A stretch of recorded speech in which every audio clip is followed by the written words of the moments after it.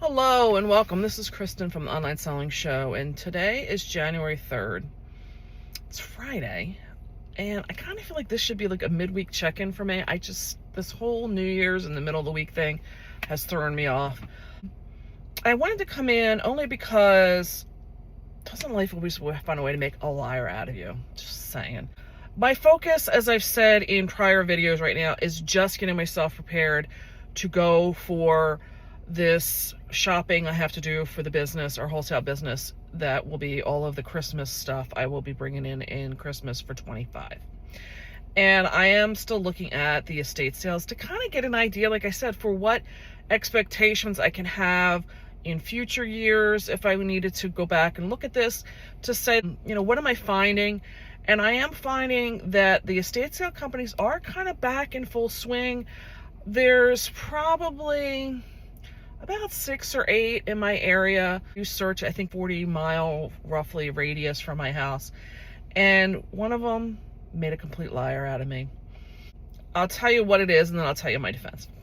So I was just scrolling through, and then that paper, when you look at my other videos and I go through my sales, I just skim over the paper that I sell that's coming from my hobby business, because I'm like, you're not finding that. Doesn't they have, not a lot, but some, enough that I'm gonna go tomorrow. I'll report back how that went. I'll probably do a shopping video for it because there's not a whole lot of anything there. I'm just gonna go for that. But my defense of it has been, I've been doing this paper crafting, making my greeting card stuff for 12 to 15 years now. No, I started in 2013, so it's been 11 years. Okay. Anyway, I have found in that time period that I've had several people that I do this with, that I've gotten friendly with. One of them I was very good friends with, that when these people have passed away, I've had about half a dozen of them now, or had a situation where they had to go in a nursing home, was the families really didn't know what to do with this stuff. One of them, the daughter did crafting with her. What I find is there's like several waves of people they bring through. The first wave is obviously the family and the close friends or whatever. They take all the what is considered to be like the consumables, which is the paper, the ribbon, the things that once you use it to make the card, you're not reusing it again. Things like the stamps and the dies and what have you, those are not consumables because you can keep reusing them from card to card to card. So the consumable stuff always went first. Like I said, either the family or the very close friends. And it's like most people's mentality was, well, maybe I'll use it someday. And then there's been an evolution also with, styling of the papers and different things that people may not want. Not so much with the ribbon, but the papers. And, colors come and go. So maybe, whatever. By the time they get done, then like the next phase comes in, which is the good friends, but maybe not the best friend. And then by the time I've gone, I'm usually like that third or fourth wave. That's like right before they're going to do like a yard sale or donate it to Goodwill. And I'm going to tell you, by that point, there's like the least of the least desirable stuff that's left. And we just band together, and it's like one of them things where if you think you're going to possibly use it, people take it. So by the time you think somebody's holding an estate sale or a yard sale with the stuff, it is usually not that desirable. All those consumable things are gone. And I will tell you that as technology has changed, other things in the industry has changed. People are not buying those big, bulky wood stamps anymore. People are using these polymer stamps. So things with technology have gone through cycles. And things that are relevant, like what's selling today, is usually never there. Never. So for me, I'm also one of the people that if I don't really think I have an idea in mind for what I'm going to use, I'm just not going to take it. I've been through enough of these now to see the one that I considered like a really good friend. I was trying to help her family with having a sale so they could sell some of the stuff off. And I've seen what it does with the people that are left holding bags, so to speak. And me personally, like I said, I don't really want to take things that I may only possibly like or possibly have an idea for. So that's just been my defense for why I don't really kind of bring it up. There is a lot of effort, and you really got to be in that kind of passion and creativity to get through it. And it's just the general population there's going to be such a small amount of people that would be beneficial for that information. I just didn't feel this was the format for it. But like I said, never say never, because we'll see. She has a very small little stack sitting there. I will, like I said, plan to do a video on that. Other than that, I am just very focused on getting these orders together, because just in the preparation to get there, I'm having to do a lot. I've said maybe a few times through this that in the wholesale business, everything is Excel spreadsheets. Everything in what I do. And I'm having to like finesse these spreadsheets. I'm having to do exporting out of services of my software to get myself basically to a working list of what is the relevant items that we look at right now, whether it's doing the physical inventory that my son's doing in the warehouse, or me with trying to get a list together of what exactly it is that I want to bring back for 25. And I'm trying to do all of that before we leave in the middle of this month, because I am a firm believer in trying to make the most efficient use of my time. And I don't find it's very efficient to be in these merchandise marts and rehashing all the stuff from the past season with what I want to order. Again, it's very much like the estate sales or the yard sales, where you just want to get in, get out. You want to keep moving, hustling, whether it's me or the salespeople, because most of these salespeople are having appointment times and they're trying to keep things moving with me and other people coming in. And for me, truthfully, I'd rather spend the time down there in the networking aspect of it. Usually when I go for these things, they're bringing in the presidents of the company. They're bringing in all the different heads of the different departments and things. And I'm trying to use that time, like I said, for networking, getting that face-to-face time, trying to figure out angles or product that I can get more of an exclusivity on. And I just find that trying to bring in reorders from the past just isn't the best use of my time. So I'm trying to nail all of that down in the next 2 weeks. I've been on this for easily a week now, and it's only the 3rd of January. So this tells you time-wise, I'm under the gun. And doing anything with this new eBay, or the new eBay store to me, even though it's not like new anymore, it's been out here for 6 to almost 7 months now, but I really have no expectation to take that store off vacation mode. The current one I have it on right now will expire somewheres over this weekend, either Sunday or Monday. I do have several sales that I do need to get out. Every day I keep thinking I'm going to do it, and then I just get wrapped up in other stuff. So we shall see. It definitely needs to get out before Monday. I would like to get it out today.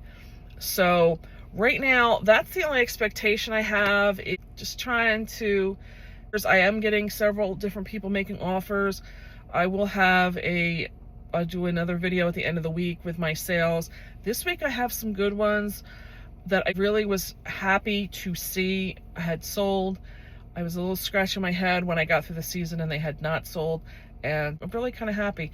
So check back just keep watching, and I will check back with the sales in a few. I'm going to be doing the end of the week wrap up now, because it is the middle of the day of January 6th. I don't expect a lot more of anything to report. The one thing I can tell you is I did get the planner on Thursday, and I've really made the decision to not start getting into this planning. I kind of wanted to start doing some more like hyper planning in this year, because I'm feeling at times that I'm not very productive, but I'm taking the position right now that I'm going to be noting the things I am doing. I'm in that like kind of an anomaly of time for myself right now, because this is that like once a year preparation that I do for getting all of the year end wrap up done and getting the orders together for this trip I'll be taking in a few weeks to get all of the orders in for 2025's Christmas. And this is only the once a year time period. And for me, some of the stuff, like if I were to mention to you right now, prime example is like last night, or yesterday, I was up at 7 and I didn't get to bed till 2:30. And I think most people would be like, that is crazy. That's a long, what are you doing? But let me give you an idea of what my schedule was, and then you'll see what the reality was. And that's where I'm going to show you where sometimes when you got these mental pictures of what's going on for yourself, then when you really break it down, it'll help you understand maybe how to better plan for yourself. So yesterday I got up at 7 because there was an estate sale, and I have a shopping video coming up for that, but it was for a product that I like to do personally, which is this card making. And when I got to the estate sale, it started at 10. I got a wealth of stuff. I spent $80 and I've got quite a bit of goods out of it. There are several things out of it I'm going to take. On the totality of it, I'm taking maybe 5% of what I bought. I'm going to keep. The rest was probably going to be up and listed. And I easily am going to pull in $500 or $600 from this stuff. I plan to sell it in a Facebook group. And then once I left, the sale started at 10. I was there tops an hour. I left and went and did some videos for the wrap up of the shopping video on that. And I probably didn't get home until close to 12:30. And right there, in a sense, was from like 7. Like I said, I got out of bed, I got myself dressed and got myself like kind of right on the road. So I'm going to say that maybe 7:30 to 12:30, there was 5 hours of time for sourcing this product for this new eBay store. Or for, I gotta just start calling it my eBay store. People, that's like, that's a good day, right? And then I came home and my son was getting prepared for something we were going to do. So I took the time to start looking through some catalogs, putting some orders into these websites and stuff for my vendors. As I've mentioned before, I like to get those orders for this reordering of stuff in so that when I get down to these shows, I'm not rehashing old stuff to us, that I can only focus on what's new for us or new coming out from the business. And there was probably an hour of that. So that was for the wholesale main business. And then we left, I want to say about 1:30, and we didn't get home till like 9:30, 10 o'clock. And we spent that whole time, my son and I, we did some after Christmas shopping. It was a trip that we've been planning because we usually do it on his birthday, but for different various reasons, we didn't do it this year until yesterday. And when I got home, I made myself some dinner, took care of the cats, did some, whatever it was. I want to say maybe around 11, I then got back into working for the wholesale business. And I know some people are going to look at this, why? I've said this maybe a few times before, that if you were to leave me by myself, meaning like I didn't have to go out and pack orders and be out there with like a team of being with my husband and my son to get something done, if I can just do things for independently, my natural inclination is to become a night owl. It's just who and what I am. I feel that I am more productive at that later part of the night. And at 11 o'clock, I started and I got working through till 2:30 in the morning, dealing with what is going to be the largest order for a vendor that I'm going to be doing. And when I get involved in something, I like to get it finished. I wanted to be able to come into today just knowing that the period was on the end of sentence for that one and I could move into another brand. And it took me to 2:30. So most people would stop and say, well, you started at 7, you didn't go to bed at 2. Oh, that is that's crazy. But when you realistically looked at what I was doing, the big bulk of my day was off doing social fun stuff. I got a lot in. I mean, when you add up all those little times, I put in a full day's worth of work, but it was split up on my own schedule and my own initiative. And I know for me, I looked back at that day and I was like, thank you, Jesus, because I got done and over a big hurdle of work for myself. It did take other work to get to that point on other days, but that day I did leave and feel like I did a full day's worth of work. And now I can justify it by looking at the breakdown of how I'm documenting this stuff. So I'm saying this because if I just jumped right into starting to lay out a schedule and everything. For one, it's very difficult because this is not my normal work day, in the sense of the job I'm doing is this once a year thing. I really don't have a way to plan for it. I do have plans that I would like to be able to get to a point where, like, this day is just dealing with marketing and not, because if you notice, I didn't deal with anything that's my creativity, nothing that's that creativity of myself. And I need to feed that, and that's the thing that constantly gets overlooked. That is what I sacrifice at the expense of other things, and that's where I really want to start carving out the time. But if I'm not documenting where I really am spending my time, I don't know where I can start carving that time from. So we'll get back to and work on my planning in the coming weeks and see how that goes. One of the other things that I did was run a sale for Friday night through tonight of Sunday. I've made a couple different sales. I don't know, though. It could be because my vacation settings are kind of winding down. I believe it's supposed to be sometime tonight that the vacation setting will come off.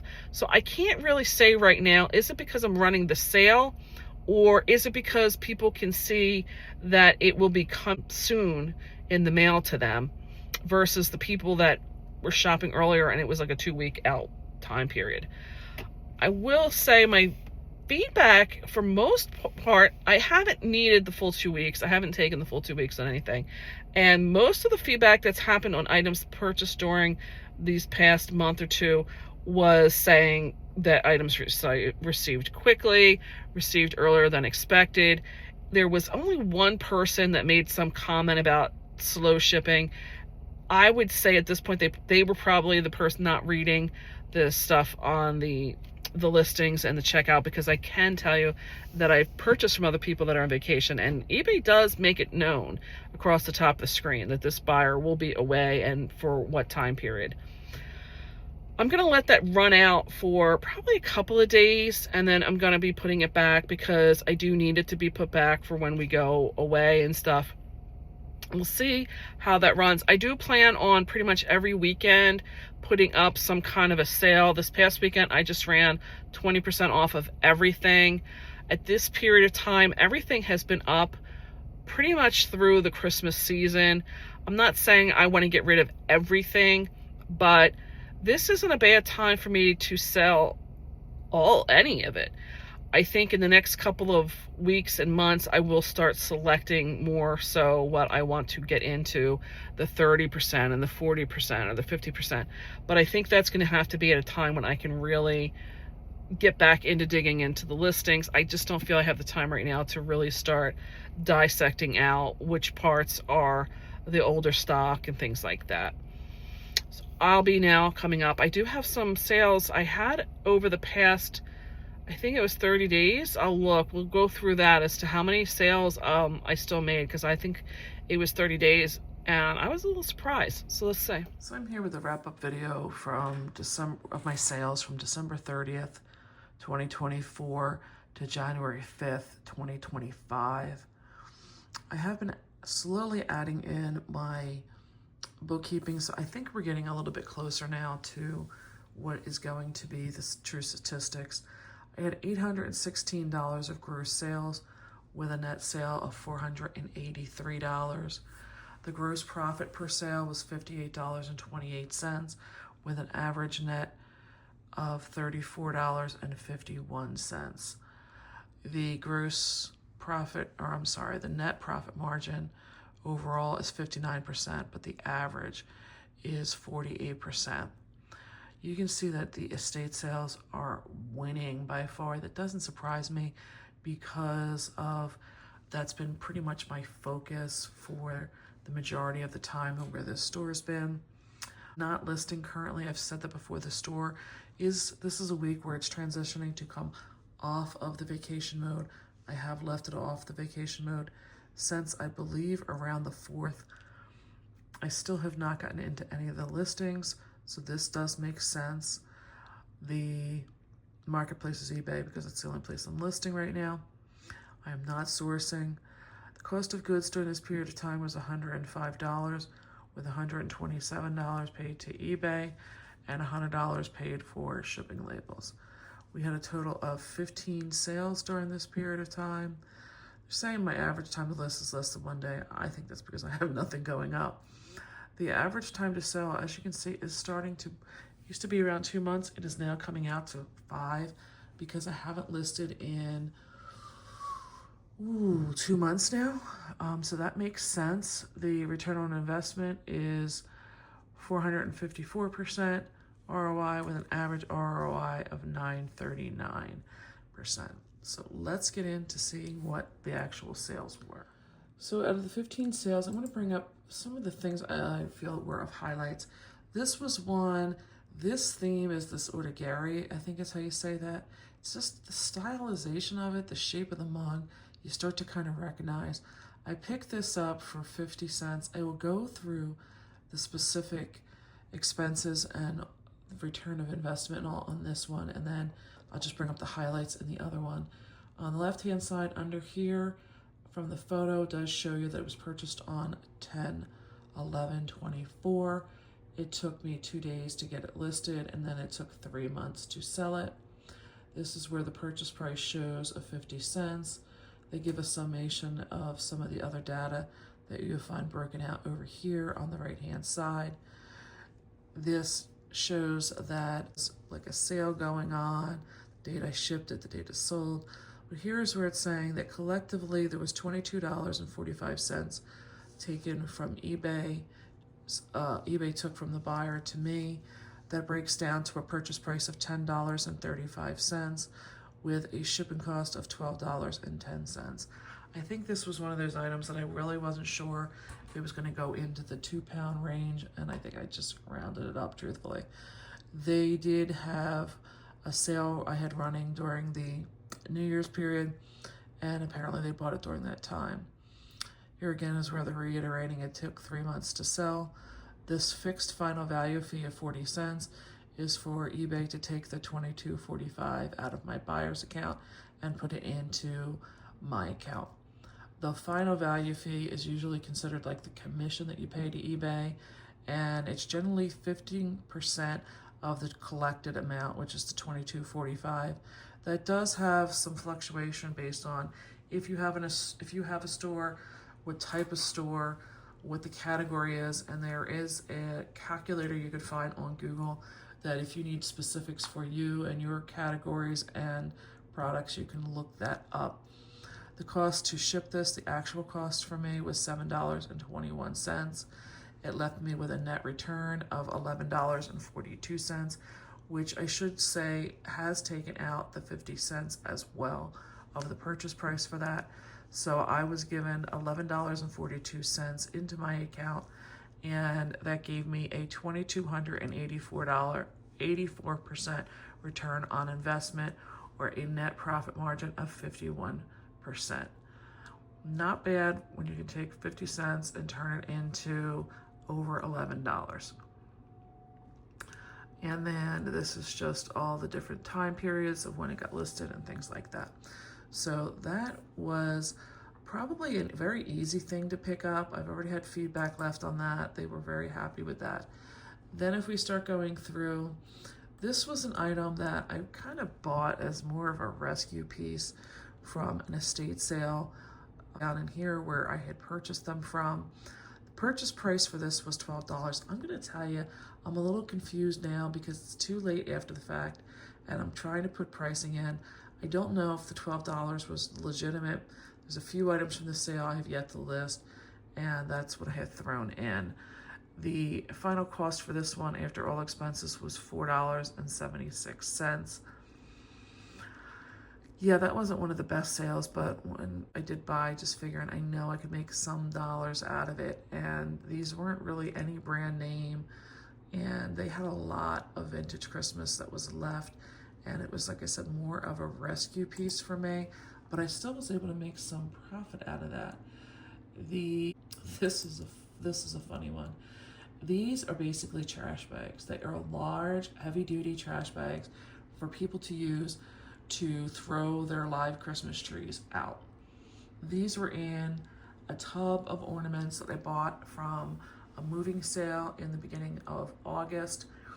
I listed them as 2 a piece because I figured, you know, some people may have 2 trees or be able to buy them for one for this year and one for next year. I realized that they were going to be sitting for a little while because I did purchase them in August, and I was running some sales over the last weekend, and one buyer came in and bought up all 4. Like I said, they were sold in a set of 2, so they bought 2 listings, which is why it's over here showing as a quantity of 2. This basically was free money for me. Like I said, it was just found in the tub. I could have chosen to throw them out, but I said, you know what, I'm gonna put them up. They were easy enough to list, and I got a gross amount of $15.98 for them. They each sold for $7.99 on a sale that I was running. The buyer paid $10.50 for shipping, and that was calculated by eBay by combining the 2 quantities together. I was able to ship for $6.19. I put a purchase price in of 50 cents. This was one I made like hundreds and hundreds of dollars on. These basically were free, which is why I put in, I think, just like 50 cents. And got back, after everything was said and done, over $15, almost $15.50 to be exact. Again, basically somebody's trash. They are just going to use these biodegradable bags to throw out. I just thought that was so funny. Maybe I'm wrong.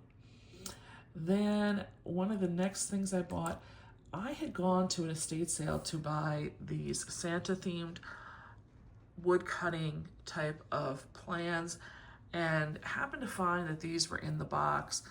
The Santa ones are very colorful, desirable, and these were pretty much just laying in there. And I grouped them up because I didn't want to waste and just throw them out. I put a purchase price of $12 to each grouping I was able to get out of the box. As I said, it was an estate sale. And after everything was said and done, I still made $5.49. I was able to put this with a cardboard backer in an envelope and ship them off. I took an offer of $20. I didn't think that was too bad because I really wasn't going for them. I was going for these others that were in the box. This was a Jeffree Star hoodie. My understanding is this was quite a limited edition kind of piece that he put out for some kind of cosmetic known as unicorn blood. No idea. It took 6 months to list. This was when I was still trying to feel like, was I going to do the clothing? I was trying to get myself educated on it. I had a purchase price of $6.37 on this. I bought it on a, I think not a coupon, like a sale. And I still was able to make $8.98. I didn't even know what I was doing. I was so happy that somebody was going to take this because I have so many that are basically duds at this point. Here's another dud that I was happy to get rid of. This was a brand new vintage Sears mid-century modern, like it's that, they called it parsley, but it's that avocado green. I'm telling you, this thing was definitely from like the 60s and 70s. It was a fondue set with the 4 skewers in there. And it was, like I said, brand new in the box. There's pieces in the photo I didn't even want to take the packaging off of because it had been there for so long. I paid $3 for it, and somebody bought this during a sale I was running. Or excuse me, I was running a sale for, I had listed it during a sale for $17.59. They made an offer of $16 and I took it. The actual cost to ship this item was $10.57, and it still gave me a net return of $12.11. So $3, I was able to make $12. Not too bad. Like I said, it did take 6 months. I was just happy to get anything for it at this point in time, truthfully. These were something I did not know when I bought them. They were Hallmark collectible. Once a year they come out with a style, and this is a collection known as their Jingle Pals. I'm surprised it did not have that in the title, which probably would have helped sell this quicker. I bought these in an estate sale for $2 a piece. They're animated. I put a little video of maybe 10 seconds in the video. An offer of $20 for this item with a $16.20 shipping. I did this very early on. I had no idea what size box and all that was going to be needed. I was able to ship it for actual price of $8.81. In here you may see there's an ad fee of 80 cents. That is basically a fee that I'm paying to eBay to boost my rank when the buyers are in there doing their keyword searches for my item to show up before other people's. And I was able to take my $2 and bring back $19.51. Not bad on that item. Another item I bought at that same sale was these Foltz Craft Winter Woods bird placemats. These were vinyl. They were basically shoved in the bottom of the tub. There wasn't anybody even showing a remote interest in these. When I went to list them, there was nobody having these up for listing, for sale. They were discontinued, so I kind of knew I was going to be able to make some money on these. I had a purchase price of $1 for them. It did take me 6 months to sell, but this is kind of, like I said, it's a winter scene. I thought maybe during Christmas, but this is a scene, this is a pattern that people like to use even after Christmas. I was able to sell them for $30.39. It was during a sale that I was running last weekend, and I was able to bring back $25.33 for those. Not bad. I had some interest in them. Didn't really have anybody doing any offers. I thought that's what I was going to get on them. Then I had two different buyers for these vintage Libby's glasses that were sold. They were sold or offered at Arby's. I'm not really sure. Went to an estate sale. They had a bunch of these. Between this one is more of a wine glass. There was another buyer that came in at the same week and bought the other style. I bought these for $1 a glass. So it basically came out to be, when you do flip buys, I had to put the purchase price in of $12 because there's multiple quantities in here. I bought 3 sets of them. A buyer bought 1, and I still have 2 listed. So the way that Flipwise breaks this down is I put in a purchase price of $12 for the 3 lots, and then when they sold, they are splitting off $4 because I only sold 1. In this particular item, I was able to get $23.99 for it with a shipping cost of $16.10. Again, I wasn't really sure how big of a box and things like that I was going to need.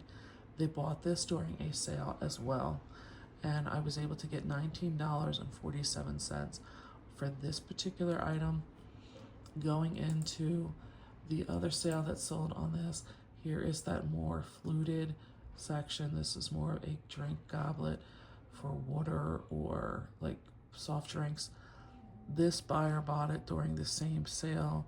They bought it for $22.19. These also, I had 12 of them. I was selling them in sets of 4. They broke these off as well, doing the same thing of $4. And I was able to bring back $21.61 for those. And I still have other ones left to sell, which is phenomenal. And then getting into the top 3 sales for this period. This was a nativity set. I went to an estate sale. I bought a total of 3 things there. I really questioned if I was kind of wrong in picking this up, but as you can see, I guess I wasn't. I bought this back in the beginning of August.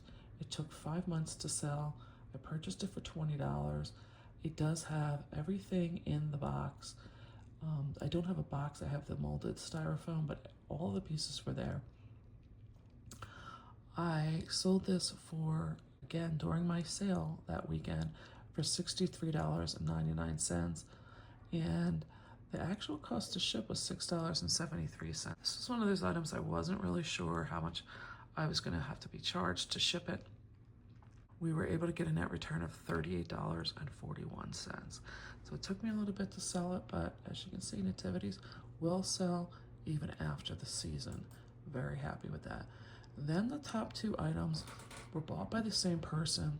They were bought at the same estate sale. This was my first ever estate sale. There was quite a story to go with the purchasing of these. I was so happy to get both of them. This was on my target list to go for.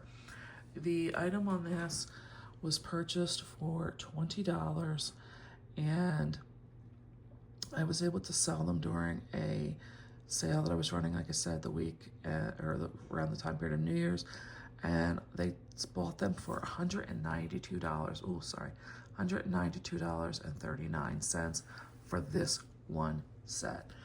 They paid $12.95 for shipping, and I was able to combine shipping on the two. I don't know how that's going to read out yet. I'll have to go through that. I did sell them with an ad fee of almost $4 to $5, but I had a net return of $147.72 on this item. Then they also bought the companion set of this, which was another Jim Shore set that was still in the box. They bought this one for $192.39 as well. So that left me with all of the same thing. They paid $12.95. I did not do a refund of shipping on this. I just honestly had not even thought about it. The buyer hasn't indicated they want anything back. The total cost of shipping was $5.88, and I made almost $150 on this one. I don't know, I may have split up, yes. I split the cost of shipping up. One was $5.88, one was $5.89, so it cost me almost $12 to ship. So basically the other one that I took in for shipping fees was free. So that leaves us this week with my top sale of being almost $400 on a $40 purchase. Phenomenal. Took me 6 months to do it, but I would appreciate any thumbs up if you're getting anything good out of these vlog contents for me. I appreciate your time in watching. I would really ask if you could hit the subscribe button. It's free, and we can then have the channel get built up on my side. On your side, it would put my future videos in your feed. I have a lot of videos I'm catching up on right now from being out for the last couple of months with dealing with the volume of business on my other account. And I should be getting these all caught up pretty soon. I want to say bye for now, and I'll catch you in the next one.